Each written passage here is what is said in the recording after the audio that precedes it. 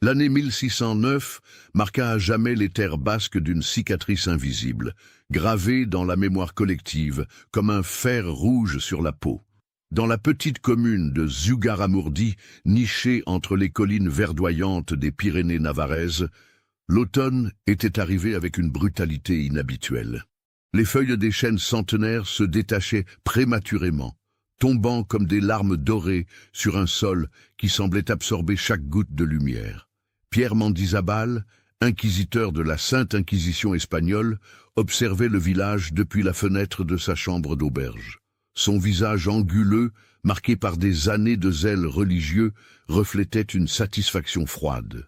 À 38 ans, cet homme originaire de Pamplona avait consacré sa vie à la purification des terres chrétiennes, traquant sans relâche ceux qu'il considérait comme les serviteurs du démon. « Seigneur Mendizabal », murmura son assistant, Domingo Echeverria, un jeune clerc aux yeux inquiets. « Les villageois commencent à parler.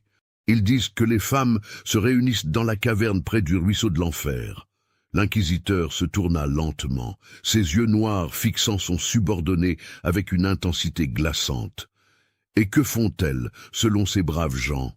Ils parlent de rituels étranges, de danses nocturnes, de pactes avec le diable. » Domingo baissa la voix, comme si prononcer ces mots pouvait attirer le mal sur lui. Un sourire cruel étira les lèvres de Mendizabal. Il avait attendu ce moment depuis des semaines. Les témoignages s'accumulaient, les accusations se précisaient, et bientôt, il pourrait agir. Dans une modeste maison de pierre, aux volets de bois peints en rouge basque, Graciana de Iriart préparait le dîner pour sa famille. Cette femme de 43 ans, aux cheveux bruns striés de gris et aux mains rugueuses par le travail, était respectée dans le village pour ses connaissances en herboristerie. Depuis la mort de sa mère, elle avait hérité de recettes ancestrales pour soigner les maux quotidiens.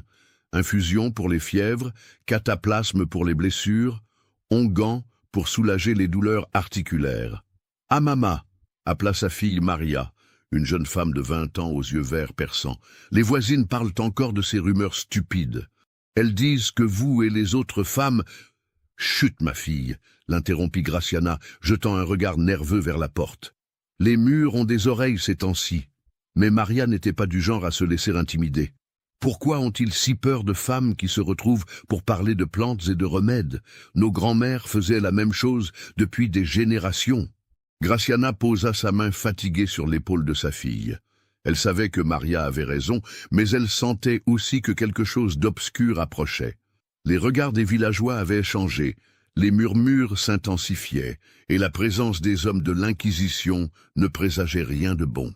Cette nuit-là, comme beaucoup d'autres depuis des mois, un petit groupe de femmes se rassembla près de la grotte connue sous le nom d'Infernuco Ereka, le ruisseau de l'enfer. Graciana était accompagnée de ses amies, Catalina de Irigoyen, une sage-femme respectée, Inès de Galareta, veuve depuis peu et herboriste talentueuse, et Marina de Dindart, une jeune mère qui cherchait des remèdes pour son enfant malade. La caverne s'ouvrait comme une bouche béante dans la colline, ses parois humides reflétant la lumière vacillante de leurs torches.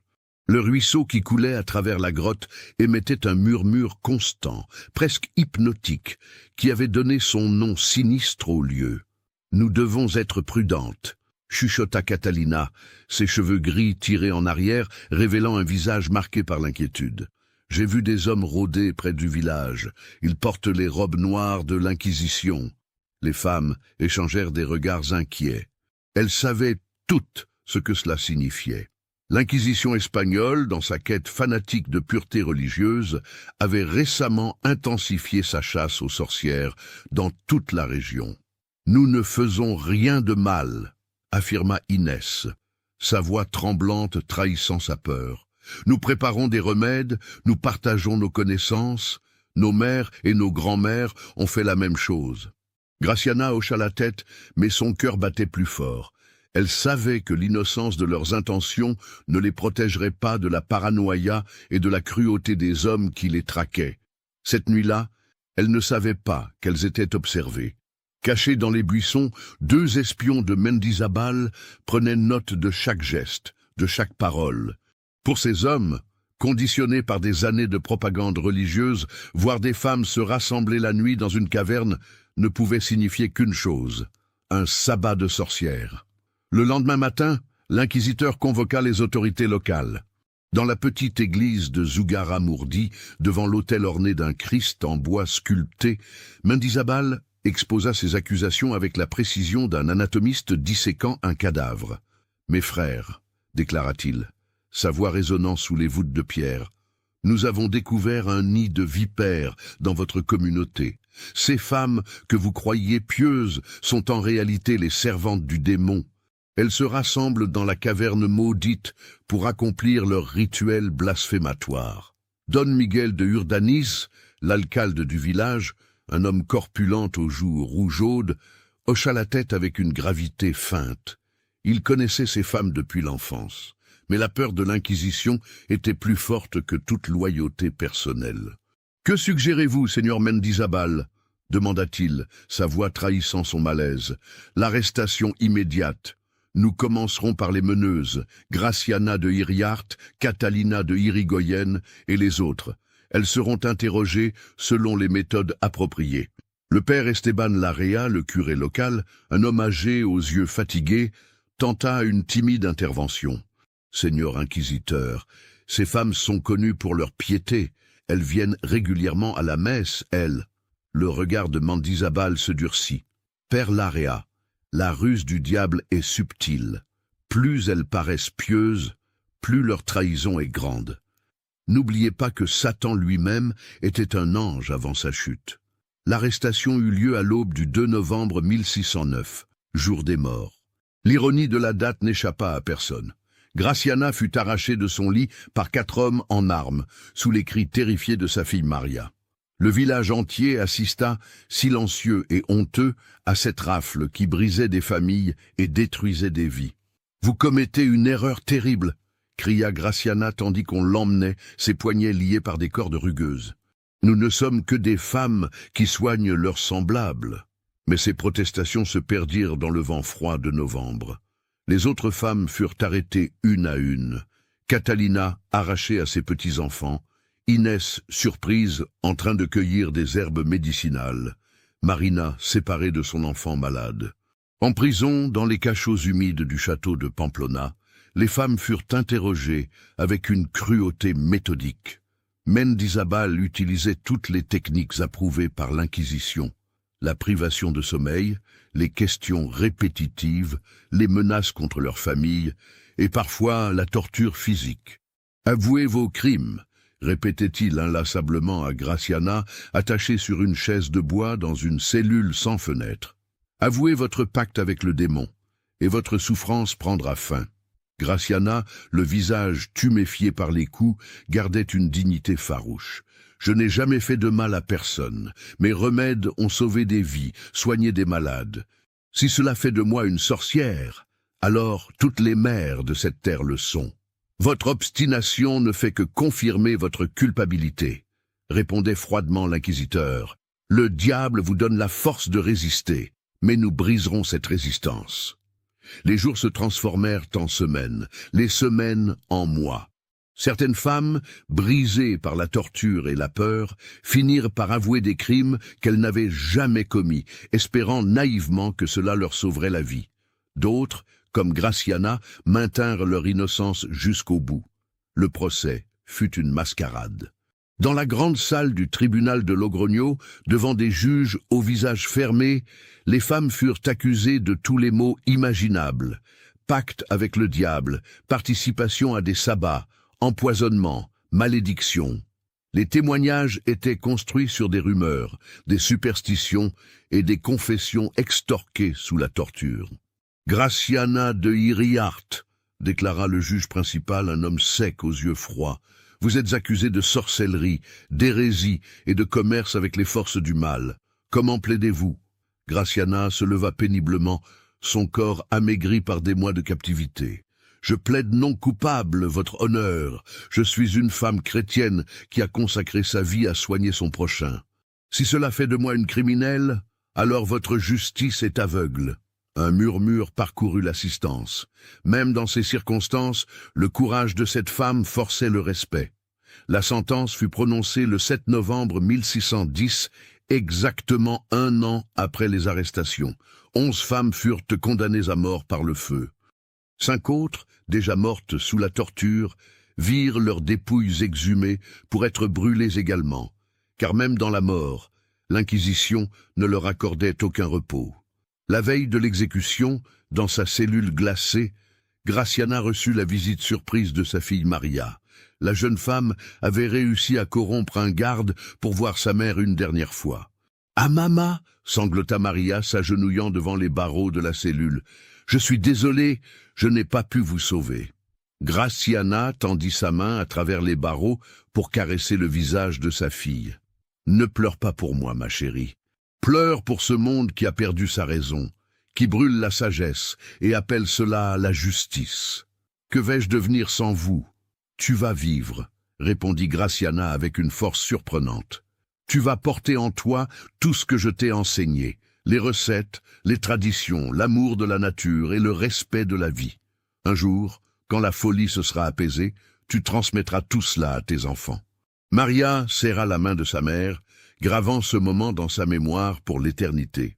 Le 8 novembre 1610, sur la place principale de Logroño, 11 bûchers furent dressés. La foule s'était rassemblée, certains par curiosité morbide, d'autres contraints par les autorités qui voulaient faire de cette exécution un exemple. Graciana monta sur l'échafaud avec une dignité qui impressionna même ses bourreaux. Attachée au poteau, entourée de fagots de bois sec, elle regarda la foule une dernière fois. Ses yeux trouvèrent ceux de sa fille, cachés parmi les spectateurs, et elle lui sourit. « Mes sœurs !» cria-t-elle soudain, sa voix portant par-dessus le murmure de la foule. « Nous mourrons innocentes, mais nous ne mourrons pas oubliées. Cette terre se souviendra de notre sang versé injustement. » Le père Larrea s'approcha d'elle, tenant un crucifix. « Ma fille, repentez-vous de vos péchés avant qu'il ne soit trop tard. » Graciana le regarda avec une tristesse infinie. « Mon père, le seul péché ici est celui de ceux qui nous tuent. Puisse Dieu leur pardonner, car ils ne savent pas ce qu'ils font. » Quand les flammes commencèrent à lécher le bois, Graciana ferma les yeux et murmura une dernière prière. Mais ce n'était pas une prière de repentir ou de pardon. C'était quelque chose de plus ancien, de plus profond. Une invocation qui semblait venir des racines même de la terre. « Que notre sang devienne la semence de la vengeance », chuchota-t-elle, ces mots à peine audibles. « Que cette terre se souvienne, que ces pierres témoignent, que nos âmes ne trouvent pas le repos tant que justice ne sera pas rendue. » Les flammes montèrent, et avec elles, quelque chose d'imperceptible changea dans l'atmosphère de Zugarramurdi. Les oiseaux cessèrent de chanter, le vent se tut, et même les plus sceptiques parmi les spectateurs sentirent un frisson inexplicable parcourir leur échine.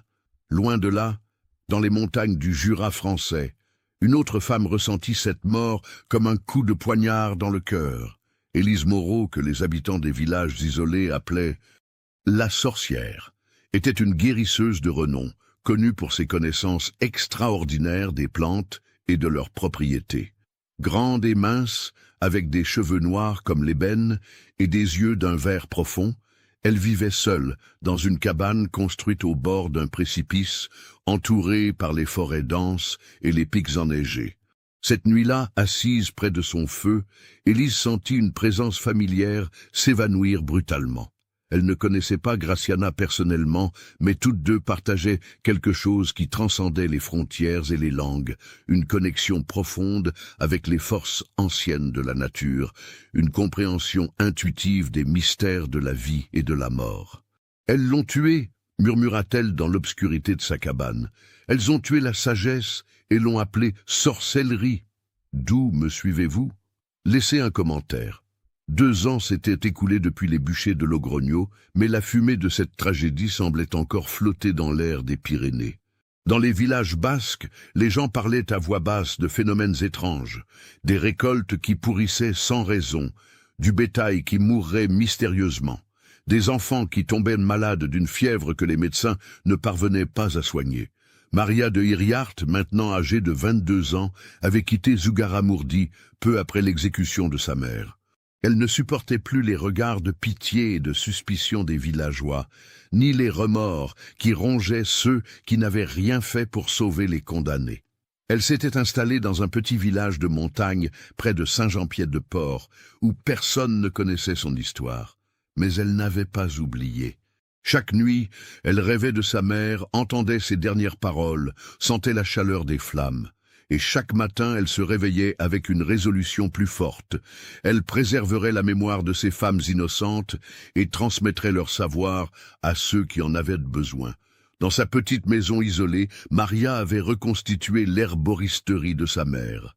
Elle cultivait les mêmes plantes, préparait les mêmes remèdes, suivait les mêmes traditions ancestrales, mais elle le faisait en secret, car le souvenir de l'Inquisition était encore trop frais. Un matin de printemps 1612, un voyageur frappa à sa porte. C'était un homme d'une quarantaine d'années, aux vêtements poussiéreux et aux yeux fatigués. Il se présenta comme Jean-Baptiste Moreau, marchand de Besançon. « Mademoiselle, dit-il en français, avec un accent de l'Est, on m'a dit que vous pourriez soigner ma fille. Elle est très malade. » Maria hésita. Elle ne parlait que quelques mots de français, mais elle comprenait la détresse universelle d'un père inquiet. « Où est votre fille ?» demanda-t-elle dans son espagnol hésitant, mélangé de quelques mots français. « Dans les montagnes du Jura. Elle vit avec une femme qui la soigne, mais son état empire. On dit que cette femme est... » Il baissa la voix. « On dit qu'elle est sorcière. » Le cœur de Maria se serra. Ce mot, sorcière, résonnait encore douloureusement dans sa mémoire. « Votre fille, que lui arrive-t-il » Jean-Baptiste sembla hésiter. Elle ne parle plus. Elle reste immobile des heures entières, les yeux fixés sur le vide. Parfois, elle crie des choses terribles, comme si elle voyait des démons. Maria reconnut les symptômes. Sa mère lui avait parlé de ces maux de l'esprit qui frappaient parfois les jeunes gens sensibles, surtout après un choc ou un traumatisme. « Je vais venir avec vous », décida-t-elle impulsivement. « Si cette femme soigne votre fille, je peux peut-être l'aider. » Le voyage vers le Jura prit près de 2 semaines. Jean-Baptiste lui raconta son histoire en chemin. Sa fille unique, Marguerite, avait toujours été différente des autres enfants, plus sensible, plus intuitive, capable de deviner les pensées et les émotions des gens autour d'elle. Quand sa mère était morte d'une fièvre, 3 ans plus tôt, Marguerite avait sombré dans un état de prostration dont elle ne s'était jamais remise. Les médecins de Besançon ont dit qu'ils ne pouvaient rien faire, expliqua Jean-Baptiste. C'est alors qu'un voyageur m'a parlé d'Élise. Il disait qu'elle vivait dans les montagnes, qu'elle avait des connaissances particulières. Et vous n'aviez pas peur qu'elle soit réellement une sorcière ? Jean-Baptiste soupira. Mademoiselle, quand votre enfant se meurt sous vos yeux, vous êtes prêt à faire appel au diable lui-même, si cela peut la sauver. Les montagnes du Jura se dressaient devant eux comme une barrière naturelle entre la France et la Suisse. Les forêts de sapins et d'épicéas s'étendaient à perte de vue, ponctuées de clairières où paissaient quelques vaches robustes. L'air était pur et froid, chargé de l'odeur de la résine et des fleurs sauvages. La cabane d'Élise se trouvait dans un endroit reculé, accessible seulement par un sentier étroit qui serpentait le long d'un ravin. Construite en bois et en pierre, elle semblait faire partie intégrante du paysage, comme si elle avait poussé naturellement entre les arbres. Élise les attendait sur le seuil. Grande et élégante malgré sa tenue simple, elle avait des cheveux noirs qui tombaient librement sur ses épaules et des yeux verts d'une intensité saisissante. Maria fut frappée par sa beauté, mais aussi par quelque chose de plus profond, une aura de sagesse et de mystère qui la rendait intimidante et fascinante à la fois. « Jean-Baptiste » dit Élise en français, sa voix mélodieuse résonnant dans la clairière, « vous avez amené une amie. Élise, voici Maria, elle vient du Pays basque. Elle connaît les plantes, comme vous. » Élise posa son regard sur Maria, et celle-ci eut l'impression d'être sondée jusqu'au fond de l'âme. Puis, à sa grande surprise, la femme lui adressa la parole en espagnol, avec un accent parfait. « Maria de Iriarte, fille de Graciana. J'ai ressenti sa mort il y a 2 ans. » Maria faillit s'évanouir. « Comment Comment pouvez-vous savoir ça? Les âmes des justes crient plus fort que celles des méchants, répondit Élise simplement. Votre mère était une femme de bien. Sa mort a créé des ondulations que ceux qui savent écouter peuvent entendre. Elle les fit entrer dans sa cabane. L'intérieur était surprenant. Des étagères couvertes de bocaux contenant des herbes séchées, des racines, des poudres de toutes les couleurs. Des livres anciens étaient empilés dans tous les coins, certains écrits en latin, d'autres dans des langues que Maria ne reconnaissait pas. Au centre de la pièce, un grand fourneau diffusait une chaleur agréable et l'odeur d'une décoction complexe. Dans un coin, allongée sur un lit de fourrure, se trouvait Marguerite Moreau. La jeune fille, qui devait avoir 16 ans, était d'une pâleur extrême. Ses cheveux blonds étaient étalés sur l'oreiller comme un halo, et ses yeux bleus fixaient le plafond sans rien voir. « Elle est comme ça depuis qu'elle est arrivée ?» demanda Maria. « Non !» répondit Élise. « Au début, elle parlait. Elle me racontait ses visions, ses cauchemars. Elle voyait des flammes, entendait des cris. Elle parlait de femmes qui brûlaient, d'hommes en robe noire qui riaient. » Maria frissonna. Elle voyait les bûchers de ma mère, entre autres choses. Marguerite a un don ou une malédiction selon le point de vue. Elle perçoit les échos du passé, les traumatismes qui marquent les lieux et les âmes. Depuis la mort de sa mère, cette capacité s'est amplifiée au point de devenir insupportable. Jean-Baptiste s'approcha de sa fille et lui caressa doucement le front. « Ma petite fille » murmura-t-il. « Papa est là. » Marguerite ne réagit pas, mais Maria crut voir une larme couler sur sa joue. Au cours des jours suivants, Maria observa Élise travailler.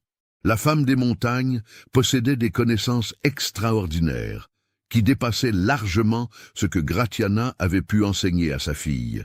Elle connaissait des plantes que Maria n'avait jamais vues, préparait des remèdes complexes selon des méthodes qui semblaient venir d'un autre âge. « Où avez-vous appris tout cela ?» demanda Maria un soir, alors qu'elles préparaient ensemble une infusion pour Marguerite. « Ma grand-mère me l'a enseigné, » répondit Élise. « Et sa grand-mère le lui avait enseigné. Cette connaissance remonte à des siècles, peut-être des millénaires. Elle existait avant que les hommes décident qu'il fallait brûler celle qui la possédait. Vous ne craignez pas l'Inquisition ?» Élise eut un sourire amer. L'Inquisition espagnole n'a pas de pouvoir ici, et l'Église française est plus pragmatique. Tant que je ne défie pas ouvertement leur autorité, ils me laissent tranquille. Les gens ont besoin de mes services, surtout dans ces régions isolées où les médecins ne viennent jamais. Mais Maria sentait que la situation était plus complexe qu'Élise ne voulait l'admettre. Elle remarquait les regards inquiets que la femme jetait parfois vers la forêt, comme si elle s'attendait à voir surgir des ennemis. Un soir, Jean-Baptiste était parti au village le plus proche chercher des provisions, et les deux femmes se retrouvèrent seules avec Marguerite. L'état de la jeune fille semblait empirer. Elle gémissait dans son sommeil, prononçant des mots incohérents dans plusieurs langues. « Elle parle basque » observa Maria, étonnée. « Et latin aussi. Comment est-ce possible ?» « Les âmes en détresse parlent toutes les langues, » répondit Élise. « Votre mère lui parle, Maria. Elle essaie de lui transmettre un message. »« Ma mère? Mais c'est impossible !» Élise la regarda avec compassion. « Votre mère n'est pas partie paisiblement. Elle est morte dans la colère et l'injustice.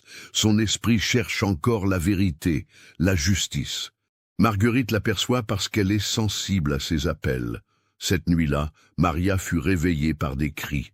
Marguerite s'était dressée dans son lit, les yeux grands ouverts, mais ne voyant manifestement rien de ce qui l'entourait. « Les hommes arrivent !» criait-elle en français. « Ils viennent pour la sorcière, ils ont des torches, des cordes. Élise, fuyez, fuyez maintenant !» Élise se précipita vers la fenêtre et scruta l'obscurité de la forêt. Au loin, entre les arbres, des points lumineux bougeaient lentement vers la cabane. « Merde !» jura-t-elle. « Elle a raison.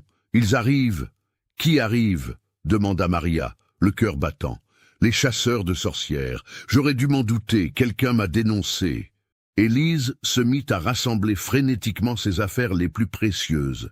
Quelques livres, des fioles de remèdes rares, une bourse contenant ses économies. « Il faut partir, dit-elle. Tous ensemble.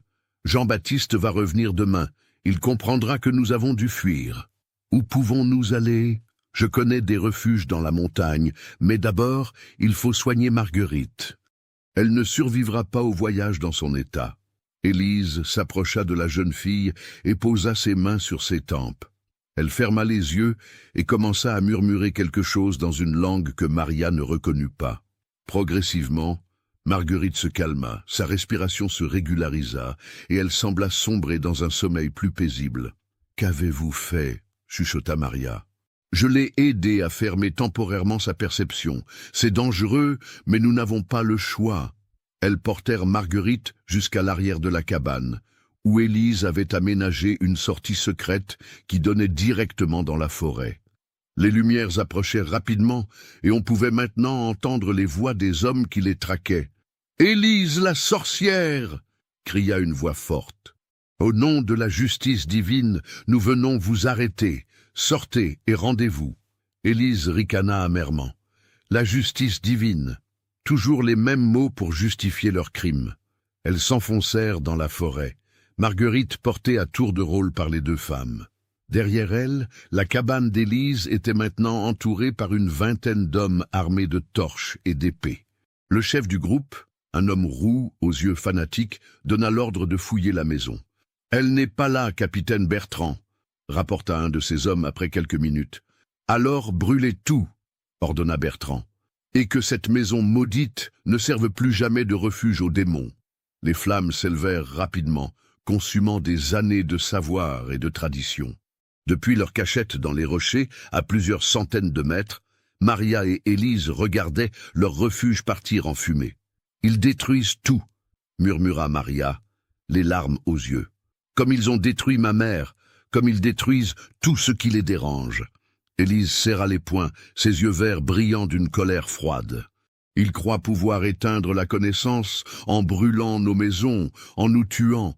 Mais ils se trompent. Chaque mort innocente nourrit la terre de sa rage. Chaque injustice creuse un sillon plus profond dans la mémoire du monde. » Elle se tourna vers Maria, et dans ses yeux, la jeune Basque vit quelque chose qui la glaça. Une détermination absolue, presque inhumaine. « Votre mère vous a-t-elle jamais parlé des anciennes malédictions ?» demanda Élise. Elle disait que les mots avaient un pouvoir, surtout quand ils étaient prononcés dans la douleur et la vérité. Elle avait raison. Et ce soir, Maria de Hiriart, nous allons prononcer des mots qui résonneront pendant des siècles. Élise posa Marguerite sur un lit de mousse, la jeune fille respirant paisiblement malgré le chaos qui l'entourait. Puis, elle se dirigea vers un rocher plat qui dominait la vallée et commença à tracer des symboles étranges avec une pierre pointue. « Que faites-vous » demanda Maria, inquiète. « Je fais ce que votre mère n'a pas eu le temps de faire complètement. Je scelle notre vengeance dans la pierre et dans le temps. » Élise leva ses bras vers le ciel étoilé et se mit à réciter quelque chose dans cette langue ancienne que Maria avait entendue plus tôt. Sa voix portait dans la nuit et, étrangement, les chasseurs en contrebas semblèrent ne pas l'entendre, trop occupés à célébrer leur victoire. Aux forces anciennes qui habitaient cette terre depuis le commencement des temps, psalmodia Élise, sa voix maintenant audible pour Maria. Écoutez le cri de celles qui sont persécutées injustement. Par le sang de Graciana de Hiriart et de ses sœurs, par la fumée qui s'élève de ma maison, par les larmes de tous les innocents que ces hommes ont fait couler. Une brise étrange se leva, faisant danser les flammes en contrebas et murmurant dans les branches des sapins. Je lis leur sort au nôtre. Que ceux qui détruisent la sagesse soient détruits par leur propre ignorance. Que ceux qui sèment la peur récoltent la terreur. Que leurs descendants portent le poids de leurs crimes jusqu'à ce que justice soit rendue. La terre sembla trembler légèrement sous leurs pieds, ou peut-être était-ce seulement l'imagination de Maria, bouleversée par l'intensité du moment. Et vous, ô terre du Jura, ô montagnes des Pyrénées, souvenez-vous, gardez en votre sein le souvenir de ces injustices, que chaque pierre témoigne, que chaque arbre murmure notre histoire. Un jour viendra où les hommes chercheront la vérité, et alors révélez-leur ce qui s'est passé ici. Élise laissa retomber ses bras, épuisée par l'effort. Elle chancela, et Maria la rattrapa de justesse. « C'est fait », murmura Élise. La malédiction est scellée. Elle dormira peut-être pendant des siècles, mais elle ne mourra jamais. En contrebas, les hommes de Bertrand commençaient à se disperser, satisfaits de leur œuvre de destruction. Ils ne savaient pas qu'au-dessus d'eux, deux femmes venaient de prononcer leur propre arrêt de mort, différé dans le temps, mais inéluctable. Si cette histoire macabre vous a donné des frissons, partagez-la avec un ami qui adore les contes d'horreur. Zugarramurdi, octobre 2023. 4 siècles plus tard, la terre avait gardé sa mémoire. Le petit village de Zugarramurdi était maintenant une destination touristique, célèbre pour son musée des sorcières et ses grottes mystérieuses. Les anciens habitants, témoins des tragédies de 1609, étaient depuis longtemps retournés à la poussière, mais les pierres se souvenaient. Docteur Antoine Dubois, professeur d'histoire médiévale à la Sorbonne, garait sa voiture de location devant l'hôtel rural Aquelarre. À 42 ans, cet homme aux cheveux châtains grisonnants et aux yeux bruns perçants derrière ses lunettes sans monture était reconnu comme l'un des meilleurs spécialistes européens de l'Inquisition. Il était venu à Zugarramurdi pour finaliser ses recherches sur les procès de sorcellerie, dans le cadre d'un livre qui devait paraître l'année suivante. « Bonjour, monsieur Dubois », l'accueillit Elena Echeverria, la propriétaire de l'hôtel, une femme d'une 50aine d'années, aux yeux noisettes et au sourire chaleureux. « Votre chambre est prête. Vous comptez rester combien de temps ? » « 1 semaine, peut-être plus, » répondit Antoine dans son espagnol correct, mais teinté d'accent français. « Je dois examiner les archives paroissiales et visiter les grottes, bien sûr. » Elena hocha la tête. « Si vous avez besoin d'un guide, mon neveu Miquel connaît très bien la région. Il étudie l'histoire à l'université de Pampelune. » Ce soir-là, dans sa chambre aux poutres apparentes, Antoine étalait ses documents sur le petit bureau de chêne. Il avait passé des années à reconstituer l'histoire de Graciana de Iriarte et de ses compagnes, consultant les archives de l'Inquisition à Simancas, les registres paroissiaux, les chroniques de l'époque. Son travail était minutieux, passionné, mais quelque chose le troublait dans cette affaire. Les témoignages ne collaient pas parfaitement. Trop de détails étranges, trop de coïncidences troublantes. Et puis, il y avait cette phrase dans le rapport final de l'inquisiteur Mendizábal qui l'intriguait depuis des mois. La principale accusée a prononcé des paroles de malédiction qui ont glacé d'effroi tous les témoins présents. Quelles paroles! Mendizábal n'en disait pas plus. Mais Antoine avait la conviction que ces mots étaient la clé de toute l'affaire. Le lendemain matin, il se rendit au musée des sorcières, un bâtiment moderne construit pour commémorer les victimes de 1609. La directrice, Dr Carmen Irigoyen, une historienne locale de son âge, l'accueillit chaleureusement. « Monsieur Dubois, quel honneur de vous rencontrer. J'ai lu tous vos articles sur l'Inquisition. Votre analyse des procès de Logrogno est remarquable. » « Merci, Dr Irigoyen. J'espère que vous pourrez m'aider. Je cherche des informations sur les dernières paroles de Graciana de Iriarte.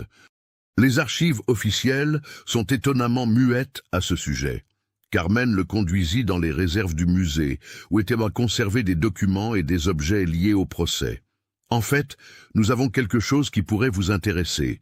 Un manuscrit découvert il y a seulement 10 ans dans le mur d'une vieille maison du village. » Elle sortit d'un coffre-fort un document jauni protégé par une chemise transparente.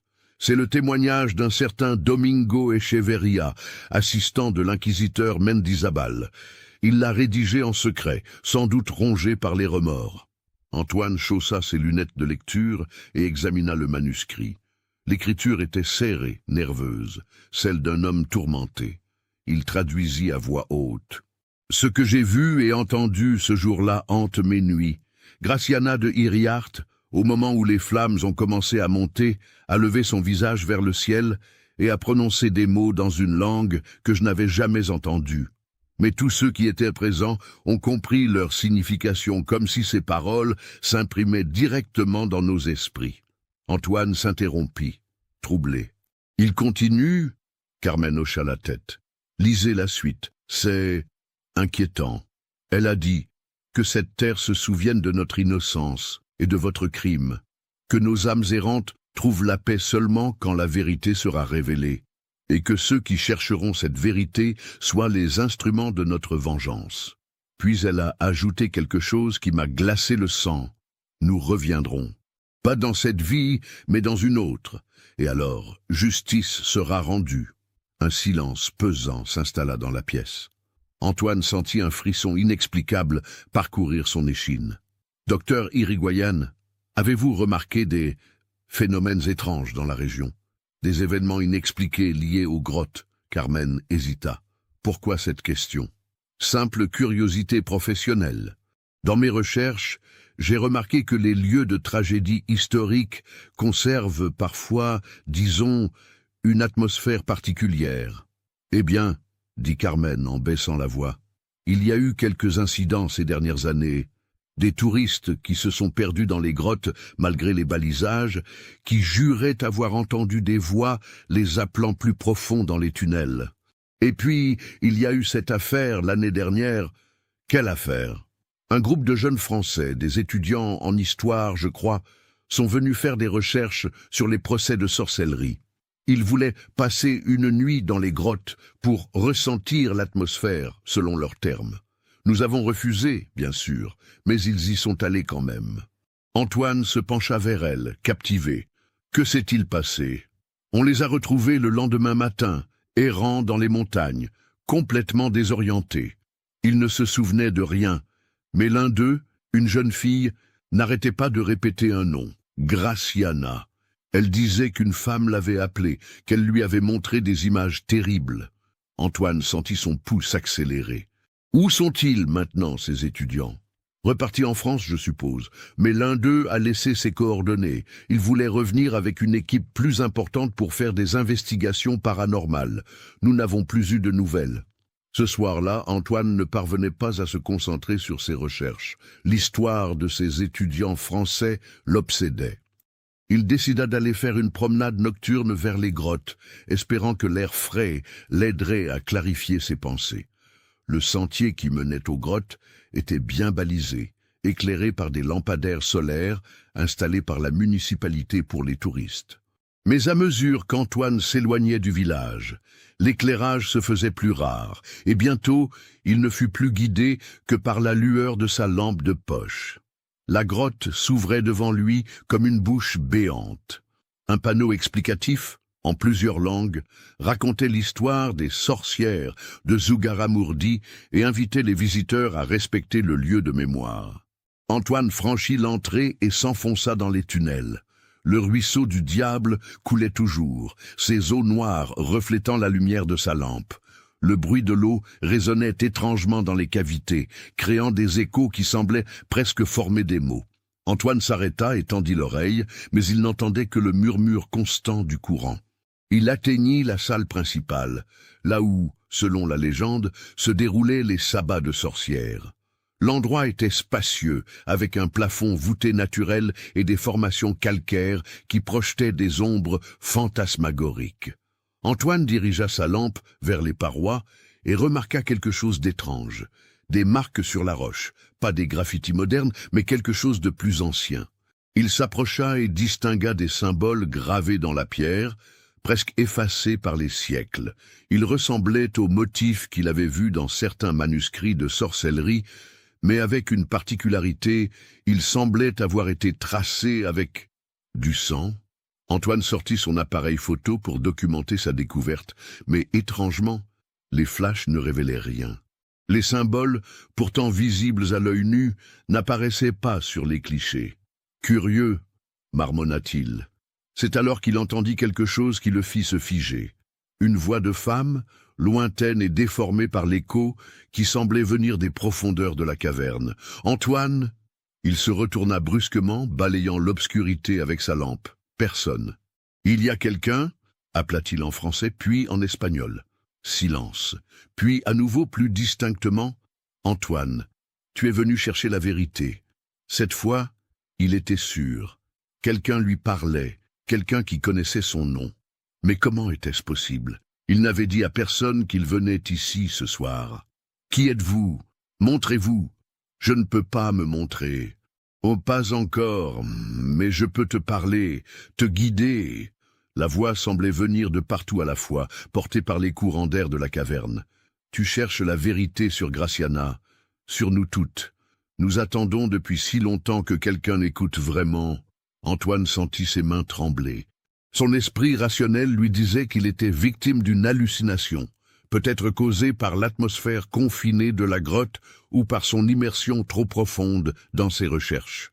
Mais une partie plus primitive de son cerveau était convaincue qu'il assistait à quelque chose d'impossible. « Vous êtes Graciana ?» demanda-t-il, se sentant ridicule. « Je suis ce qui reste d'elle, et de toutes les autres. Nos âmes sont liées à cette terre, à cette caverne où on nous accusait de servir le diable. Ironique, n'est-ce pas ?» Antoine s'appuya contre la paroi rocheuse, tentant de reprendre ses esprits. « Que voulez-vous de moi? Raconte notre histoire, la vraie histoire, pas celle des bourreaux, celle des victimes. Mais attention, Antoine, la vérité a un prix. » Quel prix? Mais la voix ne répondit plus. Antoine attendit de longues minutes dans le silence, puis finit par remonter vers la sortie. Arrivé à l'extérieur, il aspira l'air frais de la nuit avec soulagement. Hallucination, se dit-il fermement, stress et surmenage. Mais en rentrant à l'hôtel, il ne put s'empêcher de jeter des regards inquiets par-dessus son épaule, avec l'impression persistante d'être suivi. Cette nuit-là, Antoine fit des rêves troublants. Il se voyait dans la grotte, mais à l'époque de Graciana. Il assistait aux réunions de femmes, voyait leurs visages innocents, entendait leurs conversations sur les plantes et les remèdes. Puis la scène changeait brutalement. Les soldats de l'Inquisition faisaient irruption, arrêtèrent les femmes, les emmenaient enchaînées. Il se réveilla en sursaut, trempé de sueur. Sa chambre était plongée dans l'obscurité, mais il avait l'impression qu'une présence se tenait debout au pied de son lit. « Qui est là ?» murmura-t-il. Aucune réponse, mais l'impression persistait. Antoine alluma sa lampe de chevet et inspecta la chambre. Rien d'anormal, mais sur sa table de travail, il remarqua quelque chose d'étrange. Ses documents avaient été déplacés. Plus précisément, ils avaient été triés, classés différemment, comme si quelqu'un avait voulu attirer son attention sur certains passages. Le témoignage de Domingo Echeverria était ouvert à une page qu'Antoine n'avait pas lue attentivement. Il s'approcha et lut « La fille de Graciana, Maria, a disparu du village après l'exécution. Certains disent qu'elle s'est enfuie vers la France. D'autres murmurent qu'elle a rejoint une sorcière des montagnes du Jura, une certaine Élise que l'on appelle la dernière. Si c'est vrai, Dieu nous protège, car ces deux femmes ensemble pourraient déchaîner des forces que nous ne comprenons pas. » Antoine sentit un frisson le parcourir. Élise du Jura. Il avait déjà entendu ce nom quelque part. Il fouilla dans ses dossiers et retrouva une référence marginale dans un rapport de l'Inquisition française daté de 1612. Élise Moreau, dite la sorcière du Jura, recherchée pour pratiques magiques et commerce avec le démon, a échappé aux autorités en 1612 après l'incendie de son refuge, considérée comme très dangereuse. Deux histoires qui se rejoignaient, deux femmes liées par la tragédie et peut-être par quelque chose de plus profond. Antoine sentait qu'il tenait là le fil conducteur de son enquête, mais aussi qu'il s'aventurait dans des eaux bien plus troubles qu'il ne l'avait imaginé. Le lendemain matin, Elena Echeverria le trouva en train de boire son café sur la terrasse, les yeux rougis par le manque de sommeil. « Vous avez mal dormi, monsieur Dubois? Vous avez l'air... » « Préoccupé, oui. Dites-moi, Elena, avez-vous déjà entendu parler d'Élise du Jura ?» Elena fronça les sourcils. « Non, pourquoi? Et ce groupe d'étudiants français dont parlait Dr Irigoyen hier, vous n'auriez pas leurs coordonnées, par hasard? Je peux me renseigner auprès de Carmen, mais pourquoi cet intérêt soudain ?» Antoine hésita. Comment expliquer qu'il avait peut-être entendu la voix d'une femme morte il y a 4 siècles, que ces documents se réorganisaient tout seuls pendant son sommeil? Disons que j'ai découvert des connexions intéressantes dans mes recherches. Ces étudiants pourraient m'aider à les vérifier. Elena acquiesça, mais Antoine vit dans ses yeux qu'elle n'était pas entièrement convaincue par son explication. Dans un petit village comme Zugarramurdi, les secrets étaient difficiles à garder, et elle avait sans doute remarqué son comportement étrange.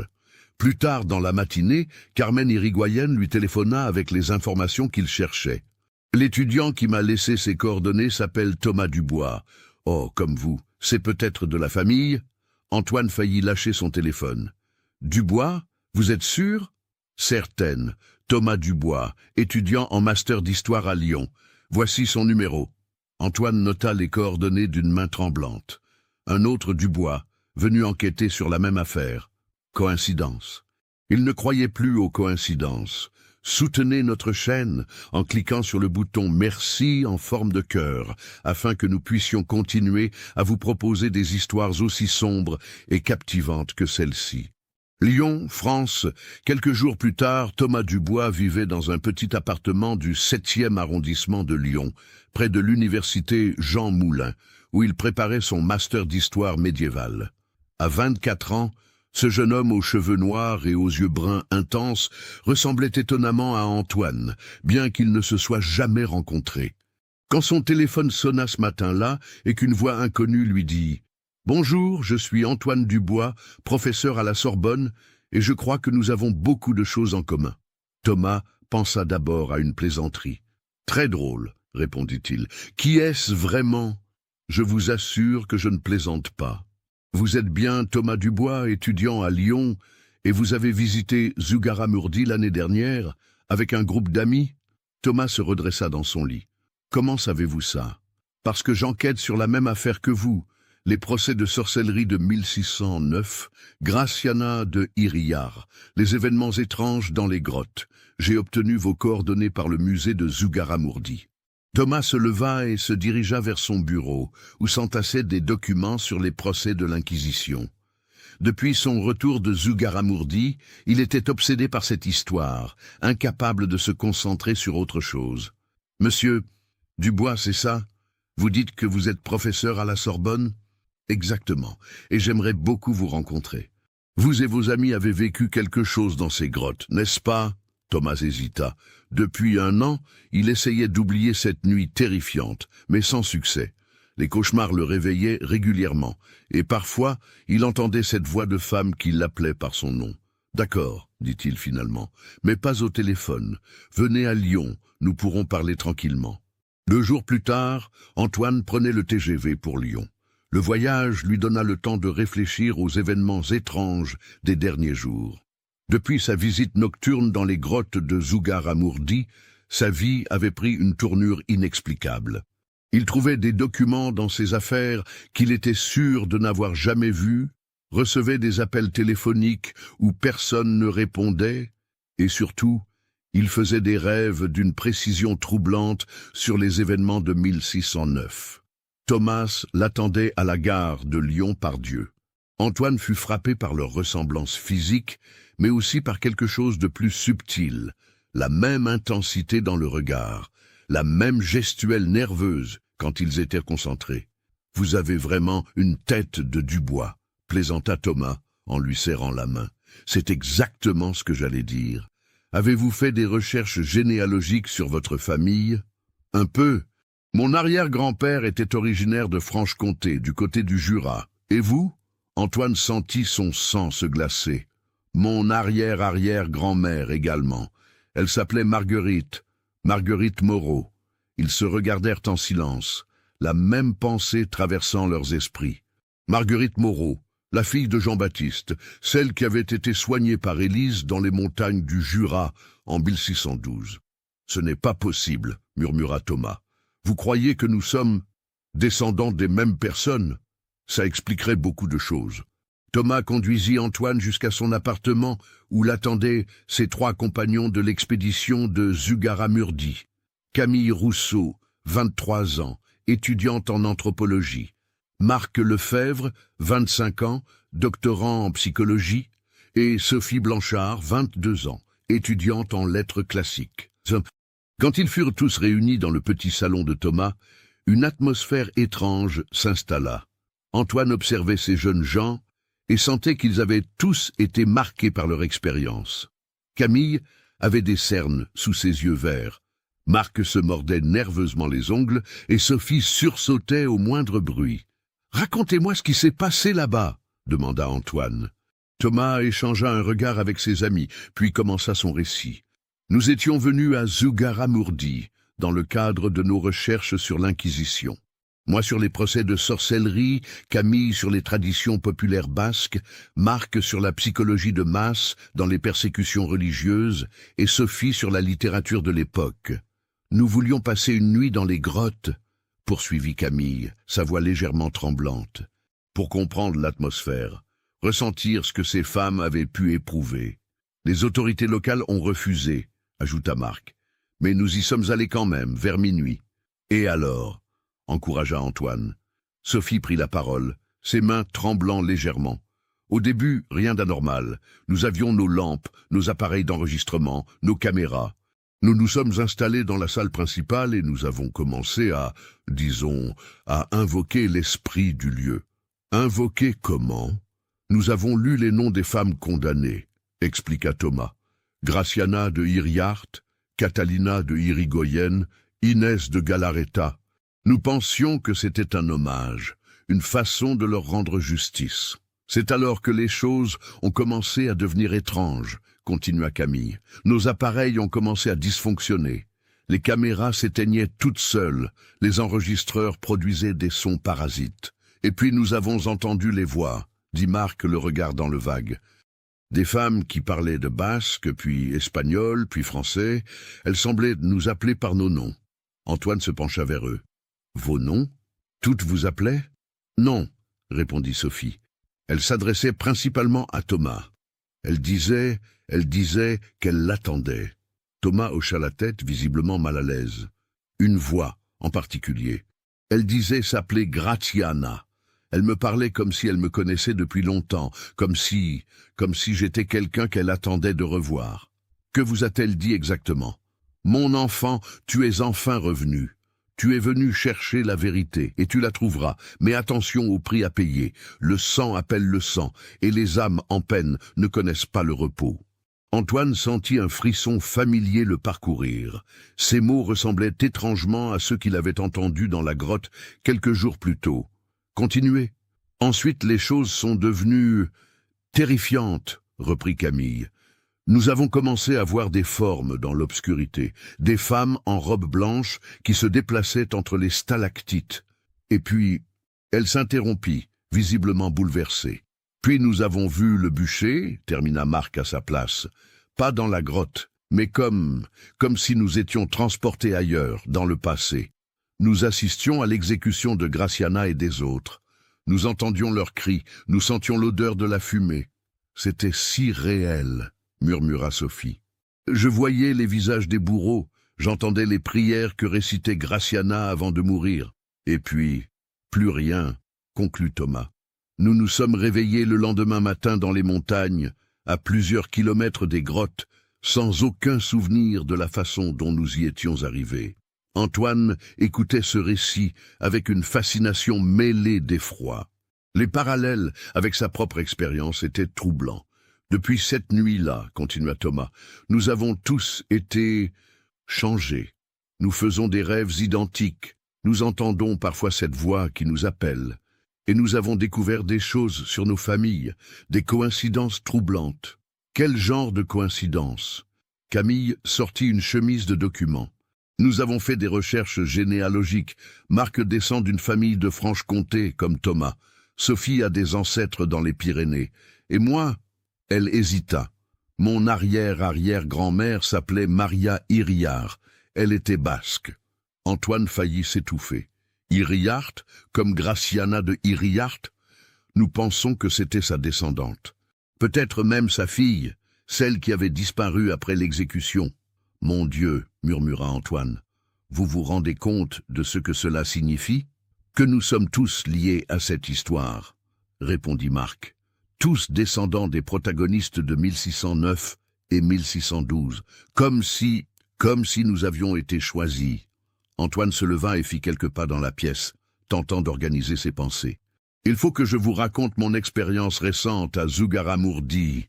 Il leur relata sa visite nocturne dans les grottes, la voix de Graciana, les documents qui se réorganisaient seuls dans sa chambre.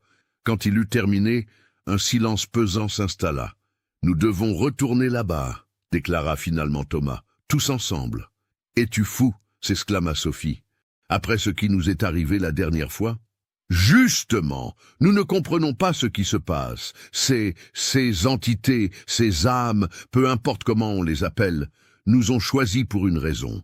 Nous devons découvrir laquelle. »« Thomas a raison, » dit Antoine, « mais cette fois nous devons nous préparer.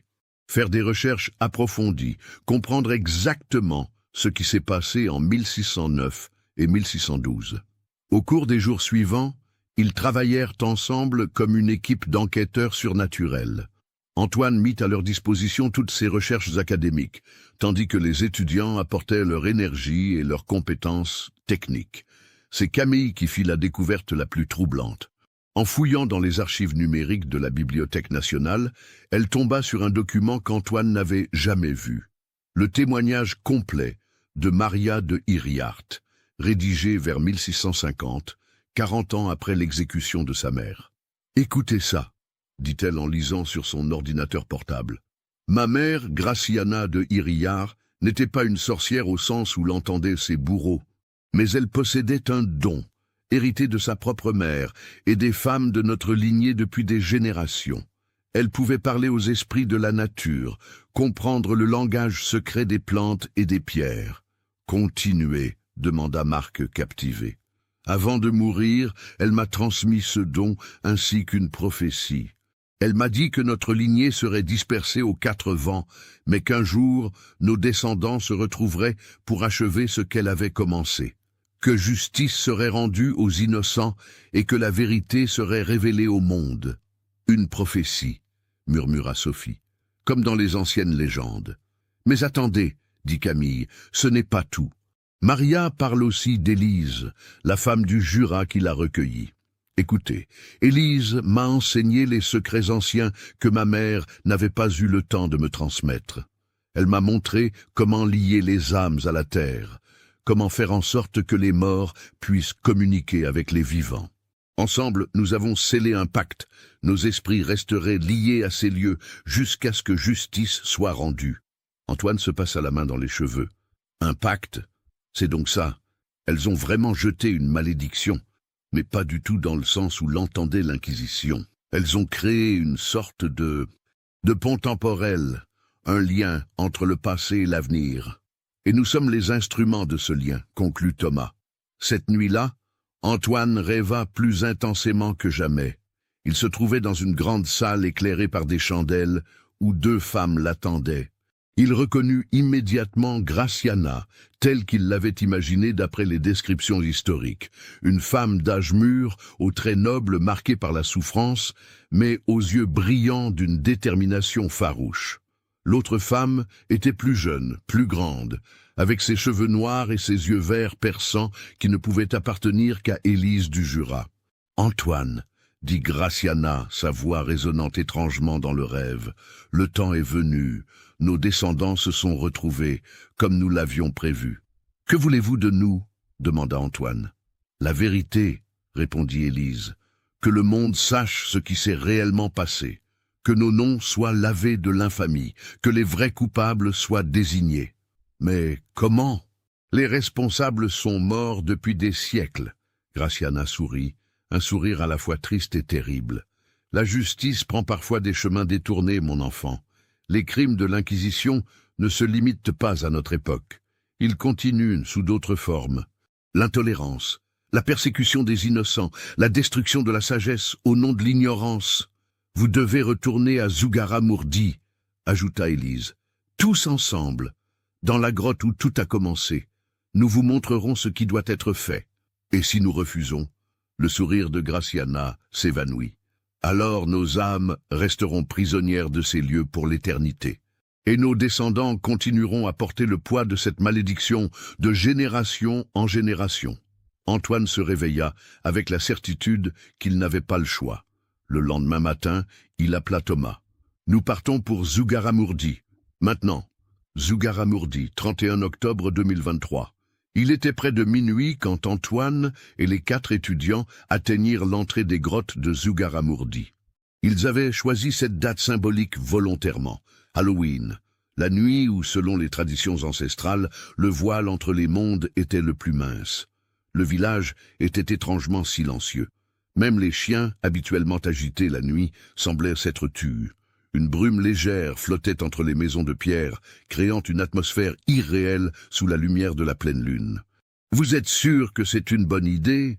demanda Sophie pour la énième fois, serrant nerveusement son sac à dos. « Il faut en finir » répondit Thomas, avec une détermination qui surprit ses amis. « Ces voix nous hantent depuis 1 an.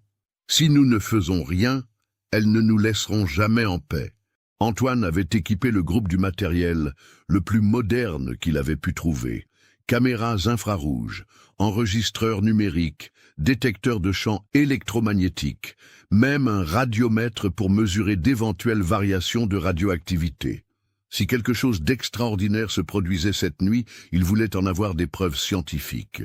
Ils pénétrèrent dans les grottes en file indienne, leurs lampes frontales perçant l'obscurité dense des tunnels. Le ruisseau du diable murmurait toujours, mais son bruit semblait différent ce soir, plus musical, presque hypnotique. « Vous entendez ça ?» chuchota Marc. « Quoi ?» demanda Camille. « Le ruisseau ? On dirait qu'il chante ?» Ils tendirent l'oreille. Effectivement, le murmure de l'eau semblait former une mélodie étrange, presque reconnaissable, mais insaisissable. « C'est une berceuse basque » murmura Camille, surprise. Ma grand-mère me la chantait quand j'étais petite. Ils atteignirent la salle principale et installèrent leur équipement. Antoine vérifia que tous les appareils fonctionnaient correctement. Puis, ils formèrent un cercle au centre de l'espace, comme ils l'avaient fait l'année précédente. « Graciana de Iriart » appela Thomas, sa voix résonnant sous les voûtes naturelles. « Élise Moreau, nous sommes venus comme vous nous l'avez demandé. » Au début, rien. Puis, progressivement, l'atmosphère commença à changer. La température chuta de plusieurs degrés en quelques minutes et leurs respirations devinrent visibles. Les détecteurs électromagnétiques d'Antoine se mirent à émettre des signaux erratiques. « Mes enfants !» résonna soudain une voix familière. Graciana se matérialisait lentement devant eux, d'abord comme une forme vaporeuse, puis de plus en plus nette. Elle portait la robe simple d'une paysanne basque du XVIIe siècle, mais son visage rayonnait d'une sérénité qui contrastait avec les tourments qu'elle avait endurés de son vivant. « Vous êtes venus, » dit-elle, un sourire triste sur ses lèvres. « Mes arrière-arrière-petits-enfants et les descendants de ceux qui m'ont aidé. » Élise apparut à ses côtés, plus imposante, ses yeux verts brillants d'une intelligence aiguë. Le moment est venu de révéler la vérité. Antoine essayait de garder son sang-froid malgré l'impossibilité de ce qu'il voyait. Ses appareils enregistraient tout, les variations de température, les anomalies électromagnétiques, même les voix des 2 femmes. « Que voulez-vous que nous fassions ?» demanda-t-il. « D'abord, que vous compreniez, » répondit Graciana. « Nous n'étions pas des sorcières, au sens où l'entendait l'Inquisition. Nous étions les gardiennes d'un savoir ancestral, celui qui unit l'homme à la nature, qui permet de soigner, de guérir, de comprendre les mystères de la vie. Ce savoir existait depuis la nuit des temps, continua Élise. Bien avant le christianisme, bien avant toutes les religions organisées. Il était transmis de mère en fille, de guérisseuse en guérisseuse, préservé malgré les persécutions. Les images commencèrent à se former autour d'eux, comme un film projeté dans l'air. Ils virent des générations de femmes se réunir dans des clairières, dans des grottes, échangeant leurs connaissances sur les plantes, les étoiles, les cycles de la nature. Mais les hommes de pouvoir ont eu peur, reprit Graciana, sa voix maintenant chargée d'amertume, peur de ce qu'ils ne comprenaient pas, peur de perdre leur autorité. Alors ils ont inventé le mythe de la sorcellerie diabolique pour justifier leur persécution. Des milliers de femmes innocentes sont mortes, ajouta Élise, brûlées, noyées, torturées, et avec elles, des millénaires de sagesse sont partis en fumée. Sophie, qui avait retrouvé sa voix, demanda « Mais pourquoi nous ?»« Pourquoi maintenant ?» Parce que le monde a besoin de cette sagesse, répondit Graciana. Regardez autour de vous, la nature se meurt, empoisonnée par l'ignorance et la cupidité des hommes. Les maladies se multiplient, les âmes sont perdues, les traditions se meurent. Et parce que vous portez en vous notre héritage, ajouta Élise, le sang de celles qui sont mortes pour préserver la vérité. Soudain, la scène changea dramatiquement. La grotte sembla se transformer, et ils se retrouvèrent dans une grande salle remplie de livres, de parchemins, de fioles et d'instruments étranges. C'était comme une bibliothèque du savoir perdu, une accumulation de toutes les connaissances que l'Inquisition avait tenté de détruire. Voici ce que nous avons préservé, dit Graciana. Tout ce que nos bourreaux croyaient avoir anéanti. Antoine s'approcha d'une étagère et tendit la main vers un livre. À sa grande surprise, il put le toucher, le saisir. L'ouvrage était écrit dans un mélange de langues anciennes, mais étrangement, il parvenait à le comprendre. « Comment est-ce possible ?» murmura-t-il. « Dans ce lieu, entre les mondes, les barrières habituelles n'existent pas, » expliqua Élise. « Vous pouvez accéder directement à la connaissance. » Thomas, Marc, Camille et Sophie s'approchèrent également et commencèrent à examiner les documents. Ils contenaient des informations extraordinaires, des remèdes naturels d'une efficacité redoutable, des techniques de guérison qui semblaient défier la médecine moderne, des méthodes de communication avec la nature qui révolutionneraient l'écologie. « Mais il y a une condition, » reprit Graciana, et sa voix se fit plus grave. « Cette connaissance ne peut pas être utilisée à des fins égoïstes ou destructrices. Elle doit servir à guérir, à soigner, à restaurer l'harmonie entre l'homme et son environnement. Et celui qui trahirait cette confiance, ajouta Élise, connaîtrait le même sort que nos persécuteurs. » Les images changèrent encore. Ils virent des scènes d'horreur. L'inquisiteur Mendizábal, mort dans d'atroces souffrances quelques années après les exécutions, rongé par une maladie mystérieuse, le capitaine Bertrand, qui avait brûlé la cabane d'Élise, dévoré par ses propres chiens, les témoins qui avaient menti lors des procès, frappés par des accidents inexplicables. La malédiction que nous avons prononcée, expliqua Graciana, n'était pas un appel à la vengeance aveugle. C'était une loi naturelle. Ceux qui détruisent l'innocence sont détruits par leur propre mal. Mais maintenant, continua Élise, le temps de la vengeance est révolu, le temps de la restauration est venu. Antoine comprenait enfin. Vous voulez que nous transmettions cette connaissance au monde moderne? Exactement. Mais pas n'importe comment. Il faut être prudent, subtil. Le monde n'est pas prêt à accepter brutalement l'existence de ces savoirs. Il faut les intégrer progressivement, les faire accepter par la science officielle. Comment? Vous êtes historien, Antoine. Vous avez la crédibilité académique nécessaire. Présentez d'abord nos remèdes comme des découvertes ethnobotaniques, des traditions populaires qui méritent d'être étudiées scientifiquement. Et nous? Demanda Thomas. Vous continuerez vos études, mais dans de nouveaux domaines. Thomas, tu deviendras anthropologue médical. Marc, tu te spécialiseras en psychologie alternative. Camille, tu étudieras les médecines traditionnelles. Sophie, tu deviendras écrivaine pour transmettre ces histoires au grand public. Mais surtout, ajouta Graciana, vous fonderez des familles et transmettrez ce savoir à vos enfants. La lignée ne doit pas s'interrompre. Soudain, une lumière aveuglante emplit la grotte. Quand elle s'atténua, Graciana et Élise avaient disparu, mais à leur place se trouvait une femme que personne ne reconnut. Plus jeune, avec des traits modernes, elle portait des vêtements contemporains. « Qui êtes-vous » demanda Camille. « Je suis docteur Elena Vasquez » répondit la femme. « Je suis médecin spécialisé en médecines alternatives. Je travaille en secret depuis des années pour préserver et étudier les remèdes traditionnels. Comment êtes-vous arrivé ici? De la même façon que vous. Mes ancêtres étaient originaires de cette région. Graciana m'est apparue en rêve il y a plusieurs mois et m'a dit de venir cette nuit. Antoine réalisa que leur groupe n'était pas complet. D'autres descendants avaient été appelés, d'autres héritiers du savoir ancestral. Nous ne sommes que le début, dit Elena. Dans le monde entier, d'autres personnes reçoivent le même appel. Une nouvelle génération de guérisseurs se lève, mais cette fois, nous ne serons pas persécutés. Cette fois, nous changerons le monde. La grotte commença à trembler légèrement, et ils sentirent qu'il était temps de partir. Mais avant de quitter les lieux, Antoine eut une dernière vision. Graciana et Élise, enfin apaisées, s'évanouissant dans une lumière dorée, leurs âmes libérées de leur prison terrestre. « Merci », murmura la voix de Graciana, de plus en plus lointaine. « Merci de nous avoir entendus. Maintenant, nous pouvons reposer en paix. Qu'avez-vous pensé de cette histoire ? Laissez votre commentaire ci-dessous et partagez vos réflexions sur cette affaire terrifiante. Vous voulez d'autres histoires d'horreur mêlant histoire et mystère? Abonnez-vous, activez les notifications et partagez avec ceux qui aiment le côté obscur de l'humanité. Rendez-vous dans le prochain cauchemar. 10 ans plus tard, Dr.